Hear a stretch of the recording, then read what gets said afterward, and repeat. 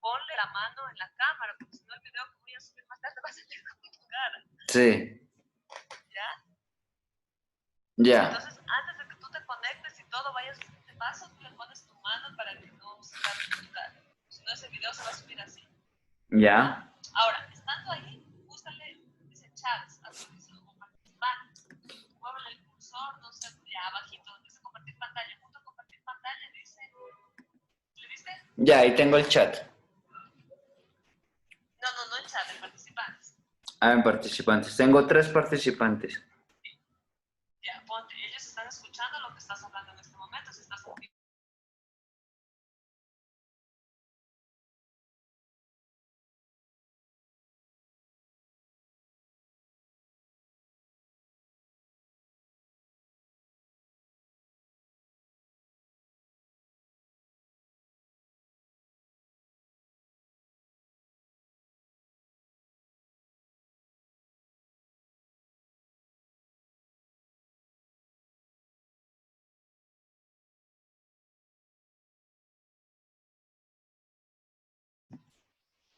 ya, entonces Andrés Camilo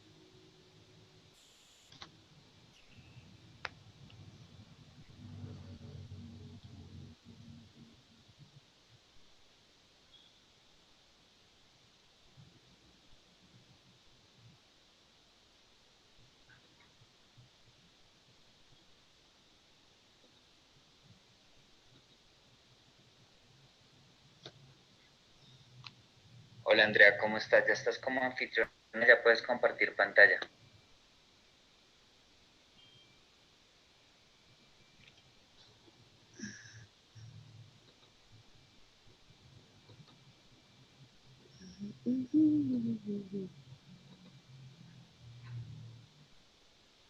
Esto tenemos que compartir pantalla.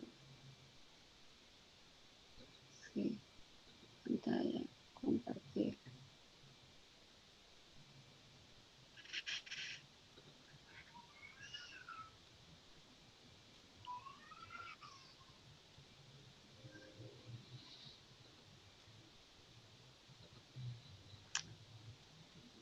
Papi,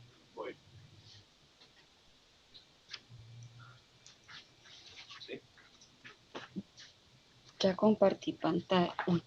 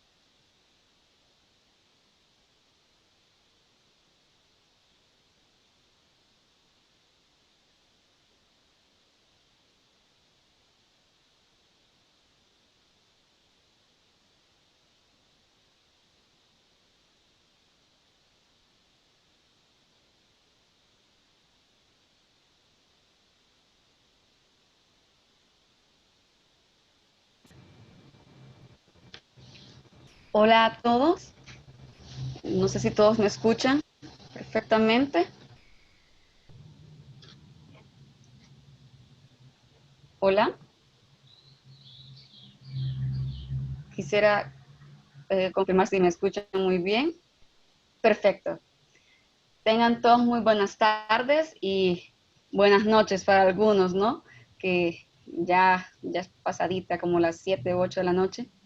Les saluda Andrea Escamilla, psicóloga del Salvador, y junto con Education Business Group les damos la bienvenida en este nuevo curso que se llama Herramientas psicológicas para superar el duelo en tiempos de COVID-19. Tengan todos una cordial bienvenida y muchas gracias por participar en este curso, que es muy importante que todos como psicólogos, psicólogas y también algunos estudiantes que están también en este curso, pues que aprendan nuevas herramientas para poder trabajar esta temática que de una u otra forma nos impacta a nivel mundial. Antes de iniciar, pues es importante recalcar que Education Business Group integra culturas por medio de la educación mediante la interacción de docentes y estudiantes de América Latina, con el propósito de contribuir en la preparación de profesionales y así aportar a una sociedad que necesita atención e intervención constante. Antes de iniciar, ¿verdad?, la temática, creo que es importante que les haga una pequeña introducción acerca de cómo pueden manejar la plataforma educativa, que para muchos puede ser nuevo este procedimiento, así que les voy a enseñar mediante un video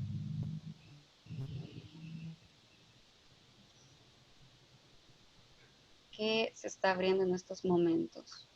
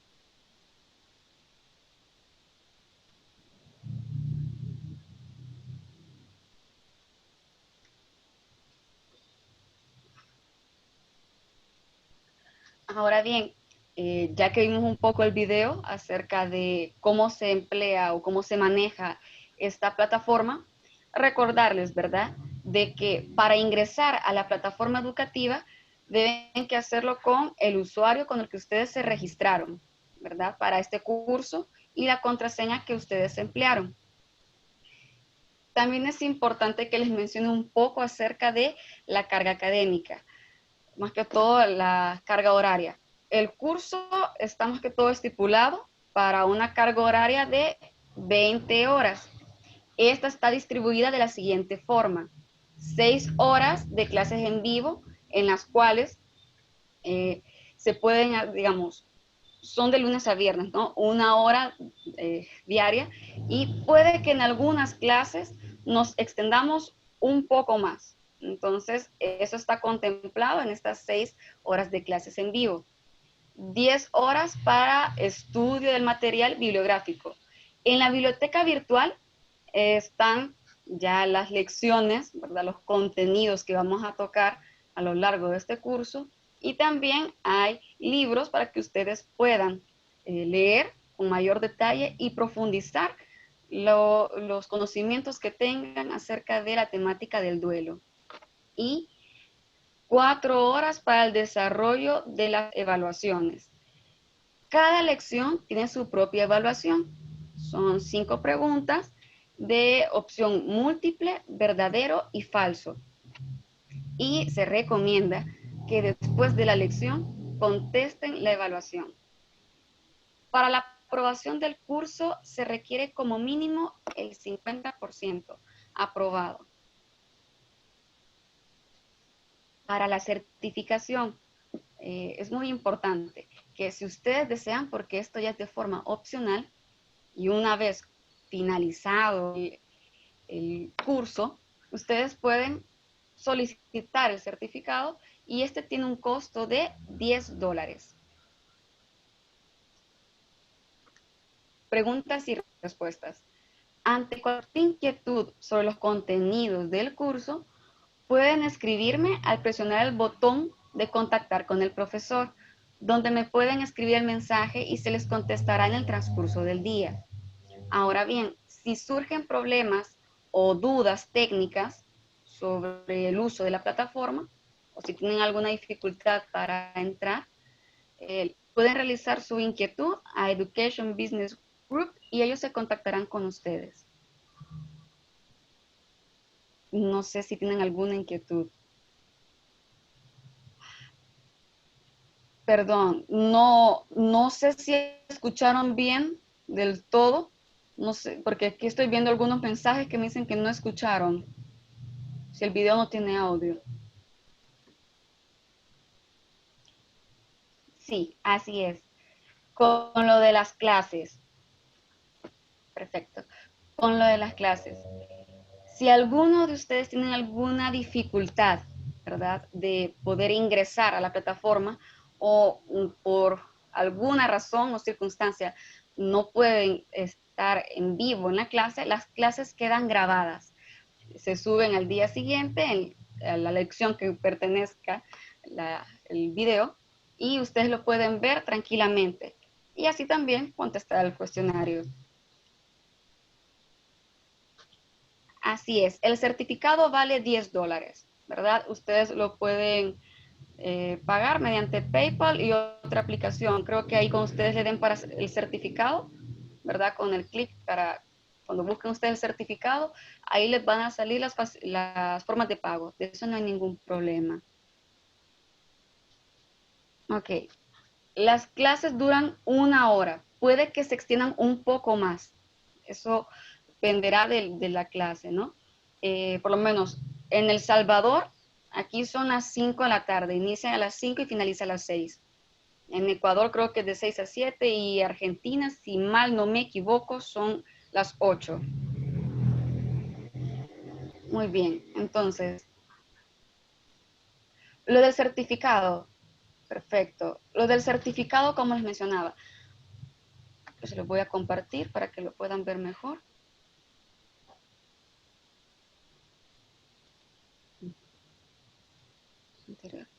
Bien, para el certificado, recuerden que es opcional. O sea, si ustedes desean adquirirlo, ustedes lo solicitan, ¿verdad? Donde estaba en el video, estaba una parte que decía certificado. Ustedes, una vez finalizado el curso, lo pueden solicitar, ¿verdad? O sea, el curso finaliza el viernes, lo pueden solicitar a partir de ahí, ¿verdad? Y tiene un costo de $10. No sé si ha quedado claro ese aspecto. Perfecto. Muy bien. Bien, ahora continuamos.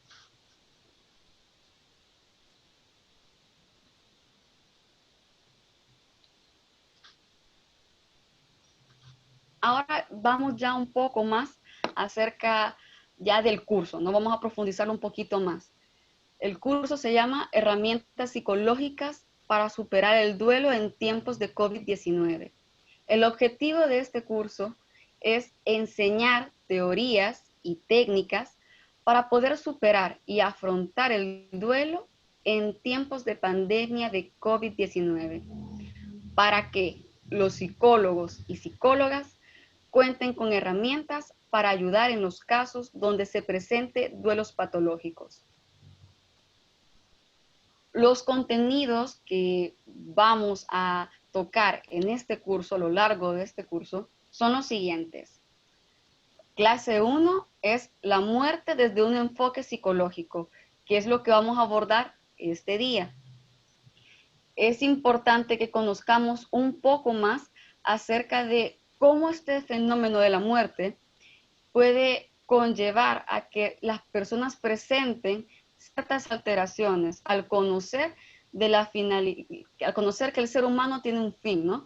Que al ser consciente de su propia mortalidad puede conllevar a ciertas alteraciones a nivel psicológico. La clase 2 es ¿qué es el duelo? Un duelo normal, señales, etapas y reacciones de aniversario. Esto es lo que vamos a hablar el día de mañana, conocer un poco más acerca del duelo normal, cuáles son las fases que una persona atraviesa para poder elaborar el proceso del duelo y qué son las famosas reacciones de aniversario. La clase 3 es cómo identificar un duelo patológico. Es importante como terapeutas, como psicólogos, que sepamos identificar un poco acerca de cuándo me estoy enfrentando ante un caso de duelo patológico. Es decir, qué factores conlleva, cuáles son los tipos de duelo que se pueden tornar complicados y también qué características debo tomar en cuenta para poder identificar si estoy ante un caso de duelo complicado o patológico. La clase 4 es más que todo acerca de las tareas del duelo y cómo acoplarlas en tiempos de COVID-19. Las tareas del duelo, más que todo, están tomadas de William Worden, que él planteaba las 4 tareas para poder elaborar el duelo de una forma mucho más adecuada posible.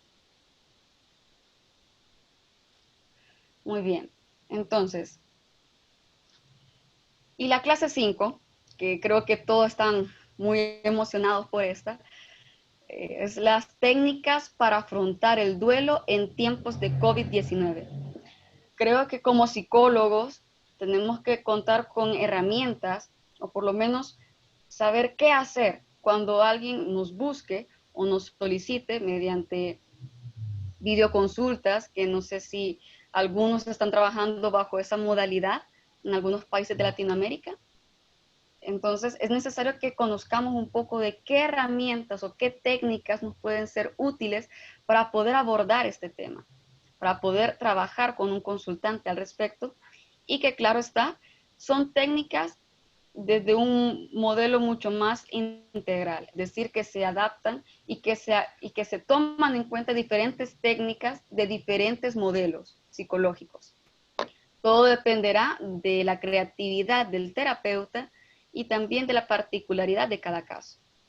No sé si ahorita, con lo que la pequeña introducción que acabo de hacer, hay alguna inquietud, alguna duda. Voy a revisar ahorita el chat. Okay. No sé si tienen alguna duda con lo del tema. Ok, perfecto. Perfecto. Entonces vamos a arrancar.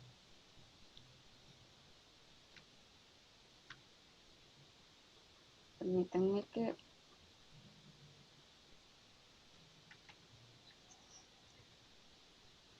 Bien. Vamos con... Comenzamos ya con el tema. La muerte desde un enfoque psicológico. La muerte ha sido investigada, ¿verdad? Este fenómeno ha sido investigado por diferentes profesiones a lo largo de la historia. Psicólogos, antropólogos, sociólogos, filósofos, etcétera. ¿Por qué? Porque el carácter místico, irreversible que conlleva la muerte llama mucho la atención y también porque genera en las personas reacciones basadas en el miedo, ¿no? Estas personas tienen mucho miedo al hablar de este tema y creo que todos en algún momento lo hemos presentado. Y es que la muerte en sí, ¿verdad? El tema de la muerte genera muchas emociones intensas y tanto que se estigmatiza e incluso es un tema tabú, ¿verdad? No sé cómo en algunos países de Latinoamérica, no sé cómo se abordan tranquilamente este tema, o por lo menos acá en El Salvador, no se toca mucho, ¿no? No es un tema que uno saque a relucir en una conversación de amigos o en el trabajo, quizás solo en las funerarias o que se te acercan para brindarte algún servicio, pero normalmente es un tema que no se toca, no se habla. E incluso si algún familiar lo menciona, inmediatamente se le silencia, se le dice, no, ahorita no hay que hablar de eso, o ¿para qué estás tocando ese tema? ¿Verdad? Falta mucho para eso, logrando así de esa forma como evadir esta temática. Entonces, ¿por qué solemos hacer esto? ¿Por qué la solemos evitar tanto? El tema de la muerte, como conlleva tantas emociones y tantos tabúes, el ser humano busca de una forma u otra alargar este proceso, ¿verdad? Tratar de llevar una alimentación sana, el buscar de una forma u otra cómo evitar ciertas enfermedades de forma natural, etcétera. Y también, como es un proceso muy difícil de asimilar la pérdida, la muerte, entonces el ser humano a lo largo de la historia fue creando rituales que ahora los conocemos como funerales, velaciones, con el fin de poder despedir de una forma mucho más honorable a nuestro ser querido. Y también porque tiene la función de que vamos aceptando de una forma u otra que algún día nos vamos a morir, ¿verdad? Por eso son tanto estos ritos, ¿verdad? Esa es la función que tiene, de poder aceptar que nuestra vida puede tener un fin, ¿verdad? Puede tener un fin. Ahora bien, es importante que conozcamos que la muerte es un tema que viene siendo de forma cultural. ¿En qué sentido? Los constructos que se van realizando influye muchísimo la cultura en que estemos inmersos. Por ejemplo, en Estados Unidos, no sé si hay un problema con el audio. No, perfecto, todos me escuchan. Bien, como mencionaba, ¿verdad? Los factores de la cultura influyen mucho. En Estados Unidos, por ejemplo, no se dice él se murió o ella ha fallecido, no. Se emplean mucho los eufemismos para, de cierta forma, dulcificar el término. Y en inglés se dice he passed away, que podría traducirse como él se fue. En Italia, similar, no se emplea mucho él se murió, sino que él ya no está. En América Latina, no sé en sus países, si se emplea eufemismos, ¿verdad? O se dice directamente, ¿verdad? Que la persona ha fallecido. Por lo menos en El Salvador, sí se dice murió María o falleció Pedro. Pero sí se emplean los eufemismos con los niños. ¿Por qué? Porque pareciese que los adultos buscan de una forma u otra que los niños no se enteren o consideran que este tema es más que todo de adultos. No quieren que los niños tengan que lidiar con esa carga emocional tan intensa, o consideran que los niños pues como que no lo pueden manejar del todo bien. Por eso se emplean términos muy ambiguos, como por ejemplo se le dice al niño, tu abuelo está dormido, despertará cuando venga Dios, o tu hermano se fue, está en el cielo, lo verás cuando algún día lo vas a ver, o cuando venga Dios. Y la más común también es que tu madre estaba muy, muy, muy enferma y Dios así lo quiso. Se emplea el término de Dios en todos los aspectos. Y en lugar de brindar algún tipo de definición clara al proceso de la muerte, se le llena de confusión al niño. Y este puede presentar más adelante otro tipo de alteraciones o miedos referentes a la muerte misma.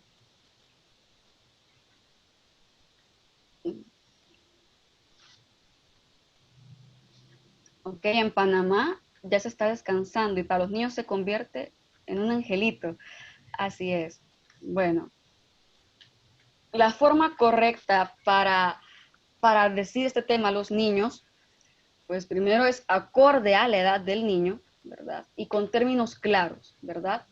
Concisos, en el que se le diga al niño prácticamente, hijo, tu mamá o tu abuelo ha fallecido. El proceso, y se le explica de forma, en términos muy claros. Hay videos y hay cuentos que favorecen bastante en el que el niño vaya asimilando el proceso de la muerte. Pero bien, ¿por qué a los niños no se les dice, verdad? O por qué incluso nosotros, los adultos, no queremos hablar del tema. No tener unas reuniones o tocar el tema con la familia. ¿Por qué somos tan reacios de hablar de la muerte? En este día hay bastantes enfoques psicológicos que abordaron ese tema de por qué la muerte en sí misma genera diversas reacciones al nivel de nuestra psiquis, ¿verdad? Y cómo influye en el ser humano. Así que eso es lo que vamos a abordar en estos momentos.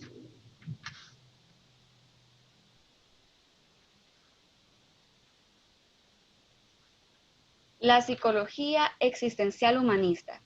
Esta parte de la premisa que la muerte es una de las limitaciones y hechos fácticos dentro de la existencia. Por lo tanto, además de ser parte de la vida, es una de las principales fuentes de ansiedad y de patologías.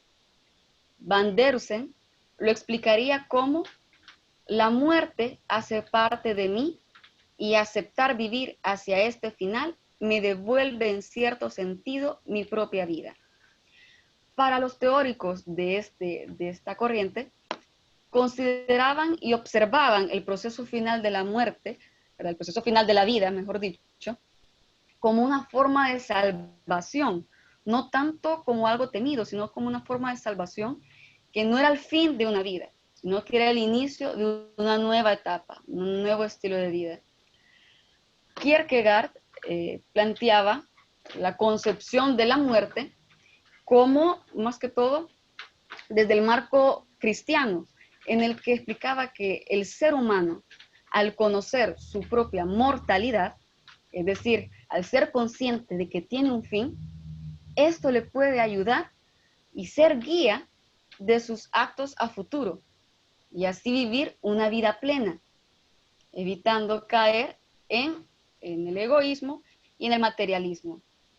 Kierkegaard planteaba de que el ser humano tenía esa ventaja, por decirlo así, de saber que tiene un fin. Por lo tanto, era de vivir la vida como mejor le pareciera a uno, siempre y cuando buscando el bien común. Es decir, que la vida tuviera un significado, ¿verdad? Y por ende, había de actuar y siempre obrar el bien. Sin embargo, para Emmanuel Levinas, planteaba que algo que nos va acercando un poco más acerca del proceso del duelo y explica que lo negativo de la muerte no es tanto nuestro propio fin, sino ver morir a un ser querido, porque es ahí que nos enfrentamos de forma indirecta a la muerte. Y es cierto, no sé si a ustedes les ha pasado, pero cuando han perdido un ser querido, ustedes comienzan a tener como ese impacto, ¿no? De que se plantean, bueno, y yo algún día voy a pasar por esto. Y les puede generar ciertas emociones. Pero no sé si alguno se había planteado algo así, ¿verdad? Esa interrogante, ¿no? Pero es que para Emmanuel Levinas así era, de que uno no vivía tanto consciente de su propio fin, sino que caía en cuenta de esto al ver a un ser querido, ¿verdad? Ya prácticamente en el ataúd, ¿verdad? Caía en cuenta de que algún día voy a ser yo el que esté así, el que esté inerte, ¿no? Entonces, esto podía conllevar a que una persona sintiera emociones intensas como angustia al no lograr aceptar del todo su fin, ¿no? Su finalidad. Y es que no quiere decir que todas las personas nos va a generar ansiedad, no, al contrario. Todo dependerá de los constructos, los significados y los simbolismos que hemos construido a través del proceso de las pérdidas que hemos tenido y también acerca del significado que nosotros le demos al proceso de la pérdida. Para Yalom, él explicaba que si una persona no lograba superar, ¿verdad?, la limitante de la muerte, es decir, que si no lograba aceptar que tenía un fin, esto podría conllevar a presentar patologías, es decir, un duelo complicado. No sé si ahorita, por el momento, hay alguna inquietud.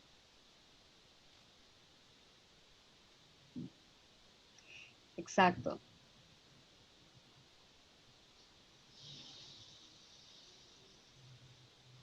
Okay.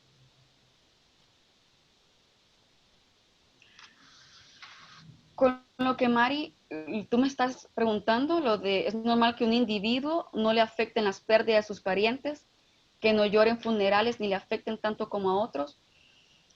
Es de ver mucho acerca de la historia de vida que tenía esa persona, el lazo que compartía con la persona que falleció y también creo que también varía mucho de cómo se tomó la noticia, pero eso lo vamos a mencionar un poquito más a fondo, quizás en la clase 3, que es acerca del duelo patológico. Pero sí está muy interesante tu pregunta. Ahora, retomando siempre a la clase, la muerte de un enfoque psicológico desde la perspectiva del psicoanálisis. Para esta corriente, la psicología, el inconsciente humano suele operar en la ficción irreducible de su propia inmortalidad.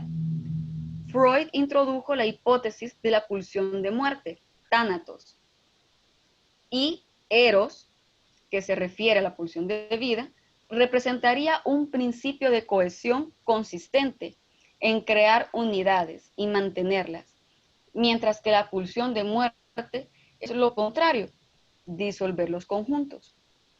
Por ende, los temores superficiales de la muerte son indicios de conflictos instintivos más profundos. Y el inconsciente, de forma obstinada, magnífica e infantil, no puede ser persuadido a concebir su propia desaparición. Esto, más que todo, se remonta a los principios del psicoanálisis, donde se habla de tánatos, pulsión de muerte, y Eros, pulsión, representaría la vida. Eros, que es la vida, representa también la integridad, la unión y el salvaguardar la vida. Mientras que tánatos representa lo contrario, la muerte y la autodestrucción. A medida que Freud iba investigando y también buscaba de una forma u otra explicar este fenómeno de la muerte, encontró, gracias a sus diversos estudios y en especial a la interpretación de los sueños, el inconsciente. Y se dio cuenta que el inconsciente albergaba sentimientos de agresividad y de destrucción, pero que no iban ligados a uno mismo, sino que estos sentimientos se manifestaban hacia otras personas o hacia objetos. Y es que el inconsciente, de una forma u otra, no se dimensionaba que tenía un fin. Es decir, el inconsciente consideraba que era inmortal, ya que la muerte no quedaba nada más en el plano orgánico, en el plano corporal, sino que la energía o la libido podía trascender a otro objeto.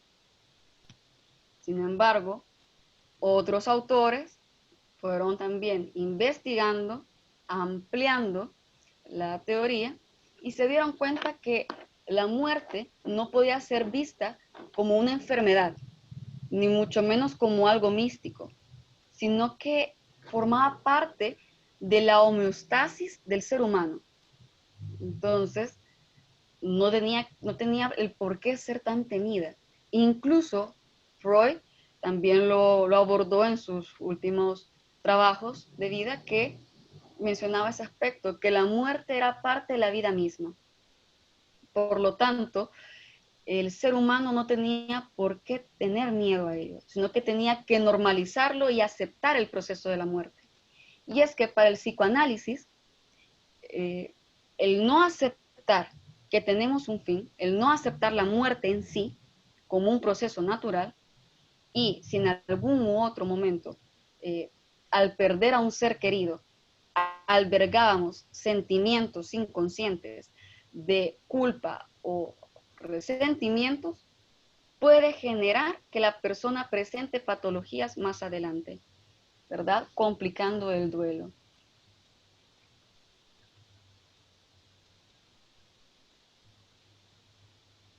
Ahora bien, vamos con el siguiente enfoque, que es el enfoque psicosocial.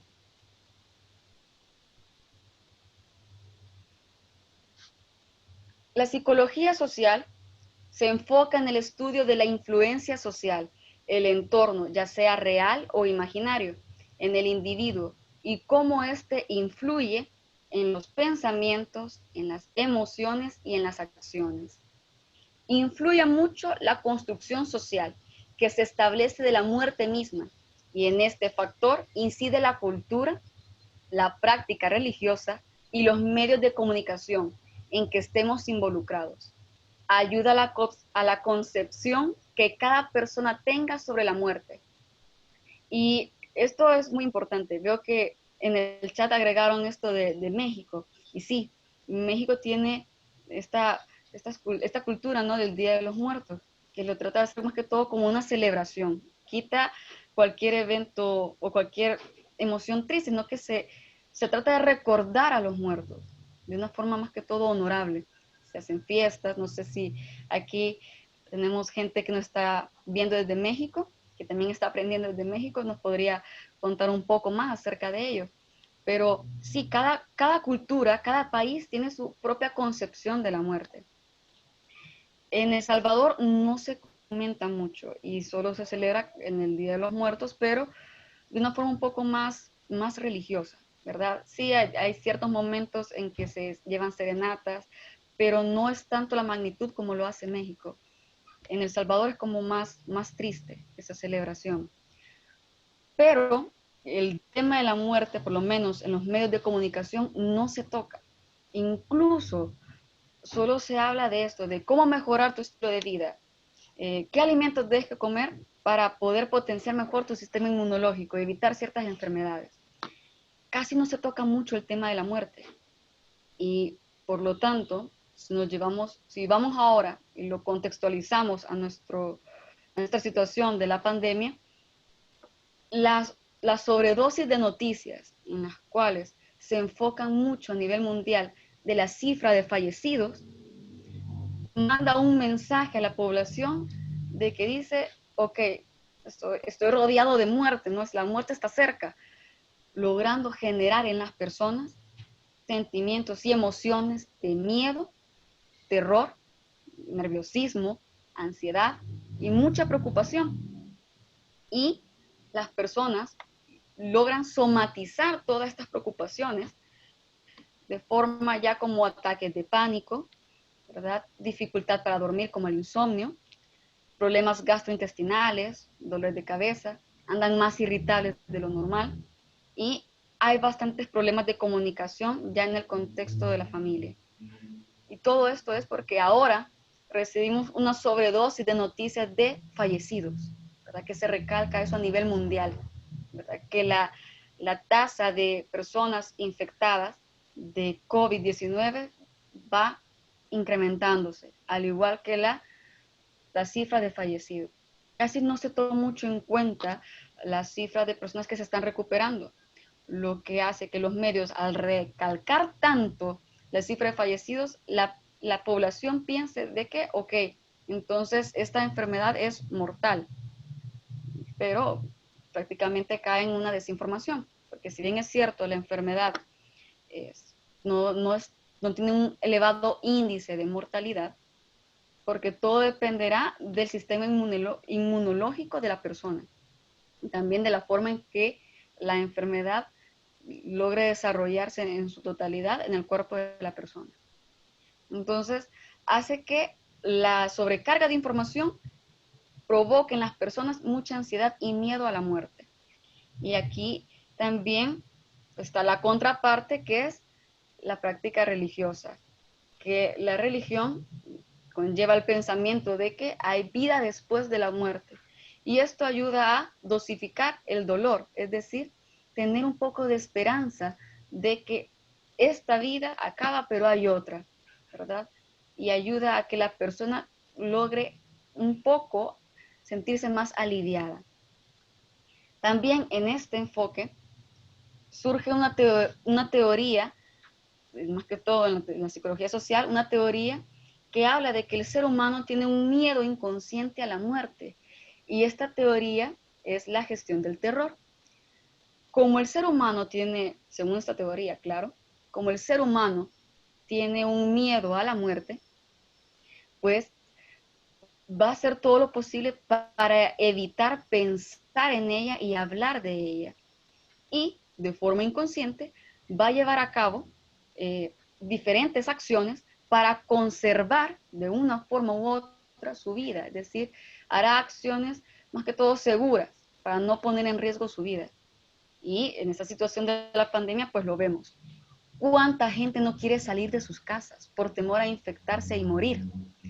¿Cuántas personas, si deciden salir porque de verdad es muy necesario, pues buscan tener o tratar de implementar todas las medidas necesarias, ¿no? El lavado de las manos, el alcohol gel, el uso de mascarillas, y si es posible tener la mejor máscara posible, ¿no? Para poder cuidarse bastante. Aquí se aplica bastante lo que conocemos como la teoría de la gestión del terror. Quisiera saber en estos momentos si, no sé, si tiene alguna inquietud.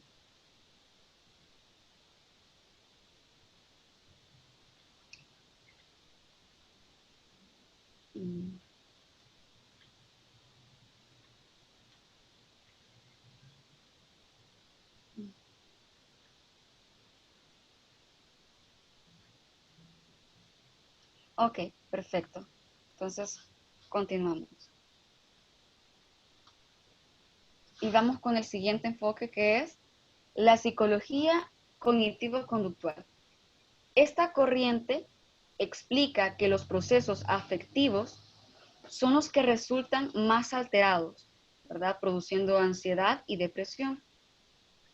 Y que se pueden presentar en una compleja sensación de desintegración al perder a un ser querido. Aquí los esquemas, ¿verdad?, que se tenían se destruyen. Entonces la persona cambia totalmente su forma de ver la vida y de que replantearse nuevos esquemas, ¿verdad? Construir nuevos vínculos para poder salir adelante. Pero todo esto es primero abrumador para la persona. Y como es tan abrumador, puede conllevar a nivel cognitivo lo que Van Dongen en el año de 1990 lo denominó como interrogatorio agonizante. Este se refiere más que todo a que el doliente se hace preguntas constantes, ¿verdad? Sin tener respuesta alguna. Y más que todo son preguntas acerca de la vida y la muerte y del propio fin. No sé si alguno de los que están en este curso, en este día, en esta clase, si han tenido la oportunidad de atender a personas en crisis de ansiedad por esto de la pandemia. Los casos de ansiedad se han incrementado increíblemente, ¿verdad? Con los ataques de pánico. Y esto es más que todo porque está en el fondo el miedo a morir. He recibido consultantes que me expresan eso, ¿no?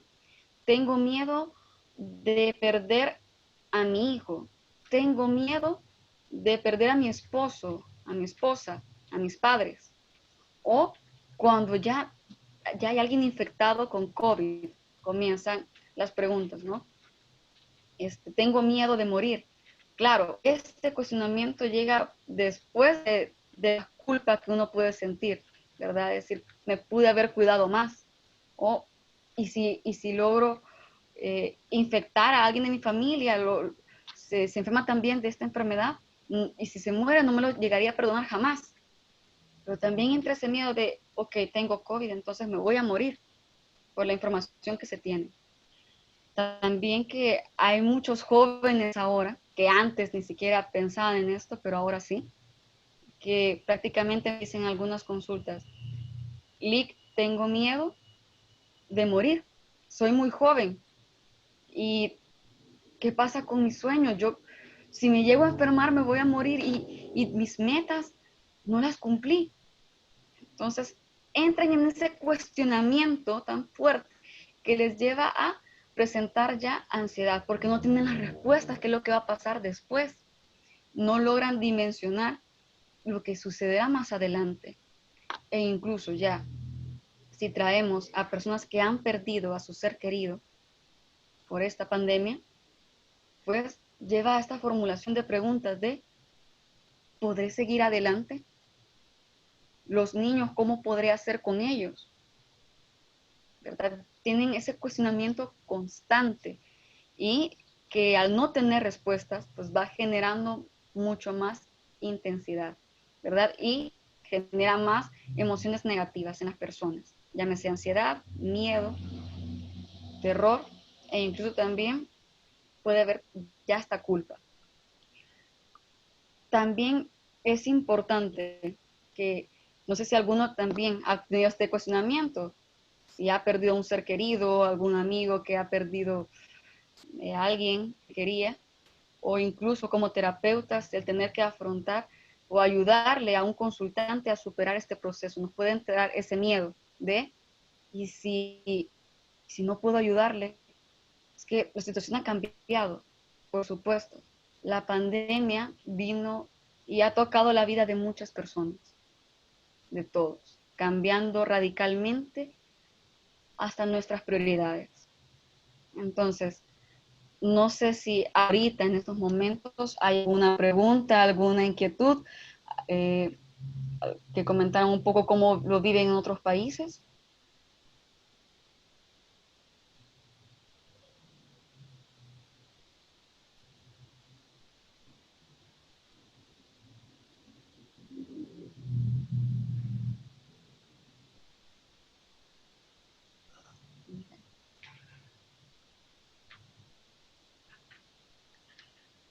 El, este cuestionamiento ayuda a entender la muerte de una forma mucho más racional. En parte sí y en parte no. ¿En qué sentido? Cuando uno se la hace este cuestionamiento de hay vida después de la muerte, ¿qué pasará con mis seres queridos? ¿Verdad? O ¿qué pasará si yo dejo a mis seres queridos? ¿No? Si yo muero, ¿qué van a hacer los demás? Cuando la persona se las hace de esa forma, pues no ayuda mucho, porque en vez de buscar respuestas, tiene más preguntas, más inquietudes. Entonces, no le ayuda a poder verlo de forma racional, sino que cae en el pánico, en el miedo. Para hacerlo de una forma mucho más racional, le puede ayudar un terapeuta, un psicólogo, para que lo vea de una forma mucho más realista, ¿verdad? Y un poco más externo a él. No sé si hay otra inquietud. Si es normal no tenerle miedo a la muerte. Mira, con respecto a eso, como depende de cada persona cómo lo ha construido, ¿no? Si se toma como si se toma que el fenómeno de la muerte es algo natural, normal, porque así lo es, pues entonces no hay por qué temer, porque es algo que todos vamos a atravesar en algún momento de nuestras vidas. Por lo tanto, creo que lo más saludable, y esa es la conclusión que llegaron todos los teóricos de los diferentes enfoques que hemos hablado este día, es que si la persona logra asimilar y aceptar que la muerte es parte de uno, entonces va a poder procesar la pérdida de una forma mucho más saludable, mucho más adecuada. Y por ende, puede que no haya mucha resistencia, ¿no? a la muerte en sí. Pero si la persona se muestra reacia a afrontarlo, a aceptar que es parte de nosotros, que es parte del ciclo de la vida, entonces sí puede haber problemas a futuro para poder elaborar un proceso del duelo. Ojo, no todas las personas pueden presentar un proceso patológico del duelo, sino que también conlleva ya otros factores, que eso lo veremos más adelante, los factores que pueden incidir a que un duelo se torne complicado. No sé si tienen otra inquietud.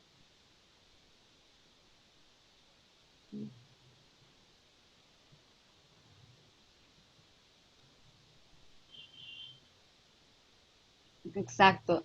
Las personas de la tercera edad hablan de la muerte. Sí, así es.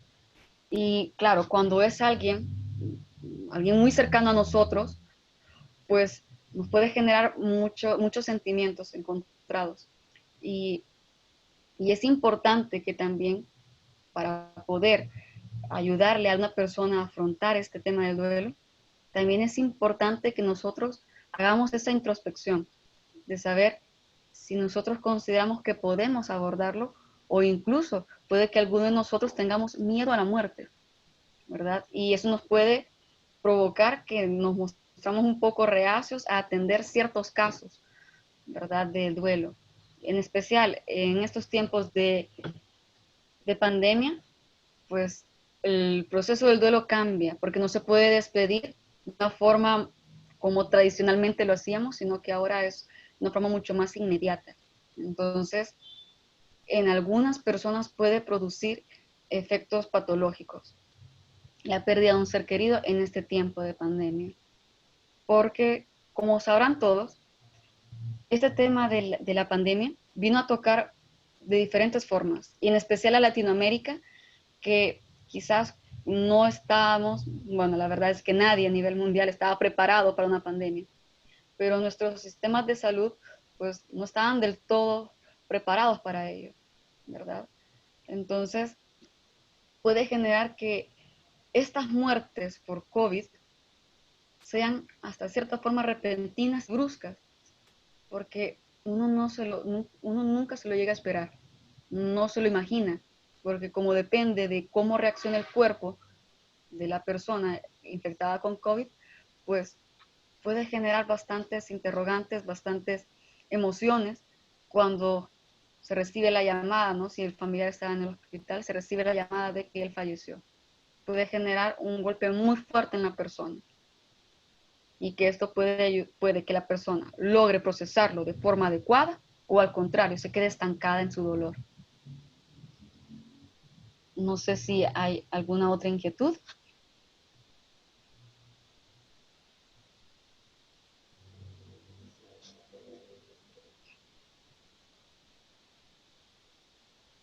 Quiero leer una pregunta que me llamó mucho la atención, pero no sé si la puedo ver.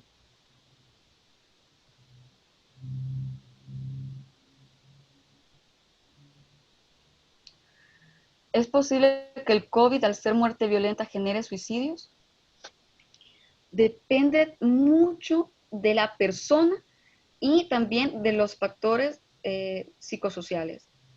Porque si ha perdido a alguien, digamos, por decir algo, perdió a su esposo y era por COVID y él era el único que aportaba a la casa, ¿verdad? Que tenía un trabajo estable y tiene niños pequeños, puede conllevar a una desesperación grandísima en la persona y que ésta o pueda caer en una depresión tan grande que pueda tener ya ideas suicidas. También depende mucho de si la persona es inestable emocionalmente o si presenta algún tipo de antecedente como ansiedad, depresión, trastorno de personalidad dependiente, entre otras. Ahora bien, antes de casi dar por finalizado este curso, quisiera que todos hicieran esta pregunta antes de pasar a una frase que les quiero enseñar. Y es que no sé si ustedes se han preguntado si en algún momento estaban preparados para este tema. Es decir, si se sienten preparados para poder acompañar a algún amigo que ha perdido un ser querido, o si nos tocará a nosotros perder a alguien que amamos, ¿verdad? Si estamos preparados para ello o para ayudar a otros consultantes que van a perder o han perdido a su ser querido en este tiempo de pandemia. Y si alguna vez nosotros nos preguntamos de la muerte, si qué va a pasar después de ella, si nosotros en algún momento nos hemos detenido a reflexionar sobre nuestra vida, ¿verdad? Y les quiero compartir esta frase que me pareció muy acorde a esto. La muerte solo tiene importancia en la medida que nos hace reflexionar sobre el valor de la vida. De André Malraux. La vida, pues es efímera, pasa rápido, pero es importante saber cómo nosotros la vamos viviendo, qué vamos aportando y que quizás ese tiempo de pandemia, de pérdidas y de cambios, pues nos ayuda también a valorar muchas cosas que antes no valorábamos por la cotidianidad, ¿verdad? A veces un amanecer, un anochecer, la familia, el trabajo, las amistades, las salidas, pues ahora las vemos y las valoramos más, los abrazos, los besos, más que todo nosotros que somos, los latinos somos muy afectuosos, ¿no? Entonces nos puede afectar mucho en gran medida esto, el distanciamiento físico. Y ahora nuestras prioridades que teníamos antes han cambiado, ¿verdad? Y creo que la mayoría tiene de prioridad esto de la salud, cuidarse, ¿verdad? Cuidar a los suyos. Les dejo esta pequeña reflexión para que ustedes también la interioricen y puedan ver que aún en estos instantes se puede aprender muchas cosas. Y uno también puede ir construyendo poco a poco nuevos significados. No sé, quisiera saber un poco qué opinan al respecto de esto. ¿Qué les pareció la clase de este día?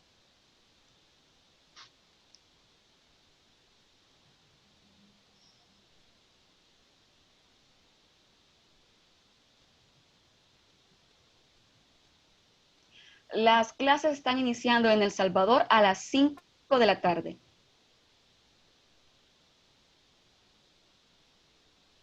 Ok, lo de la teoría de la gestión del terror. Se los voy a explicar. Está bien, no hay problema. Yo se los explico y es, permítanme, se la voy a mostrar.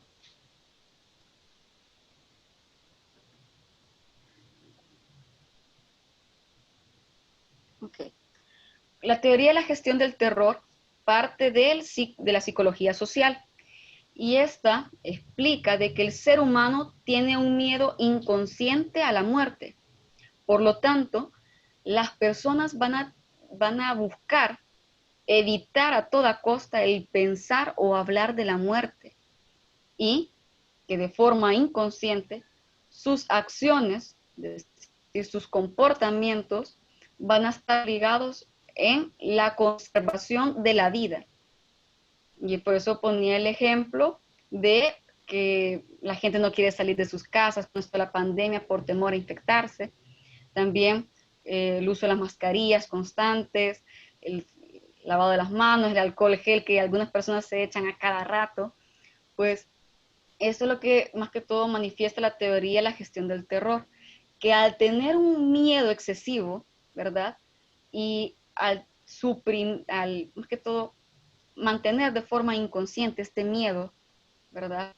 O el pensar en que nos vamos a morir, porque nos puede generar emociones intensas como la ansiedad, nosotros buscamos de cualquier forma u otra el tener que guardar ciertas o tomar acciones que guarden nuestra propia vida.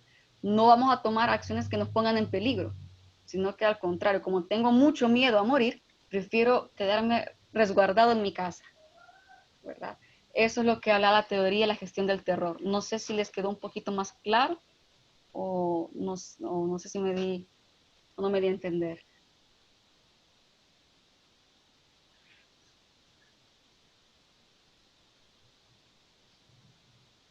Con la presentación, ¿verdad? Con el video, lo van a poder ver, ¿verdad? La clase ya grabada el día de mañana, ¿verdad? En la lección 1 lo podrán ver. Lo recomendable es que lo puedan responder el cuestionario después de la clase, pero si tienen algún inconveniente pueden responderlo otro día, no hay ningún problema. Claro, que sea siempre de esta semana, por supuesto.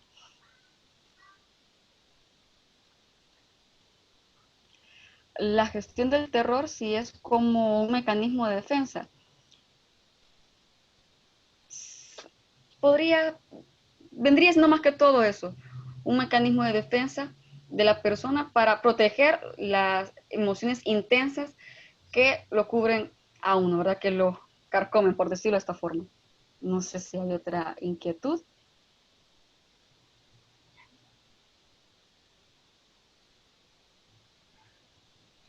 El cuestionario lo van a ver en la lección 1. Está en la lección 1, aparece el cuestionario, ¿verdad?